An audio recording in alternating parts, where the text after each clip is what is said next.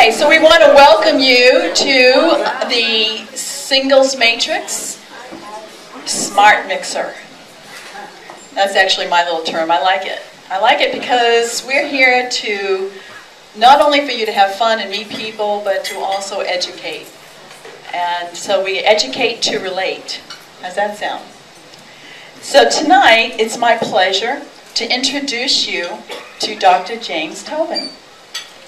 And he is a licensed psychologist who specializes in working with individuals and couples on romantic relationships. He frequently delivers presentations, workshops, teleclasses, webinars to a range of audiences. And he's able to take complex psychological issues and translate them into everyday language so we all can understand it. He has conducted highly acclaimed workshops on the theory of the new erotic, where he carefully examines the difference between attaching or relating to your partner and why it makes a difference in a successful relationship. Dr. Tobin received his A.B. magna cum laude in psychology and social relations from the Harvard University and his Ph.D. in clinical psychology from the Catholic University of America in Washington, D.C. And as I said, he currently practices in Newport Beach.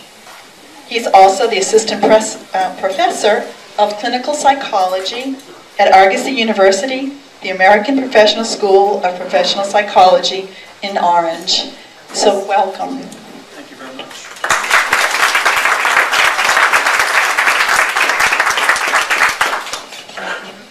That's a pretty typical way it should go. I think a lot of people either over-dramatize certain things that they don't need to and eliminate partners that might be viable for them. And on the other end of the continuum, people kind of tolerate a lot of things that would really warrant a relationship that is not viable. So a lot of our life is really, is operating and motivated by our unconscious minds. Now, you know, many people sort of live and operate within the conscious realm, but unconsciously, from a psychological standpoint, that's really motivating how we relate, how we act, and all those things. So, often the words, and the way I like to talk about it is the words and music don't match up usually. So, for example, you know, I see a lot of women in my practice who are coming out of a divorce, they're entering the dating world again, and they're meeting men, and they're having trouble sizing up the men who are approaching them.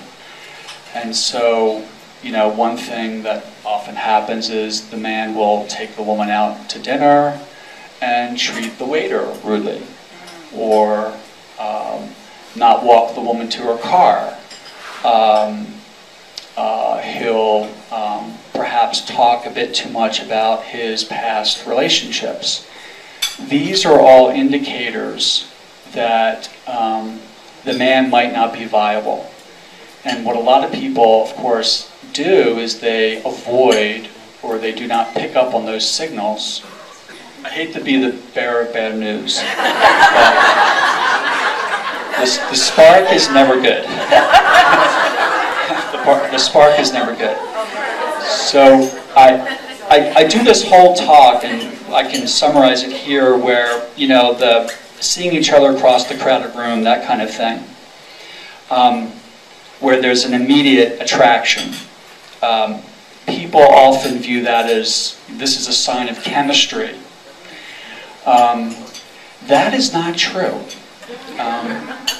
But it's still very operative today in dating.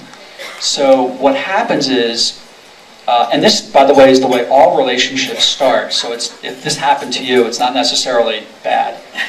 But the way it goes is you will spot somebody, you will think it's chemistry, and what's really going on is that person unconsciously represents to you somebody from your past.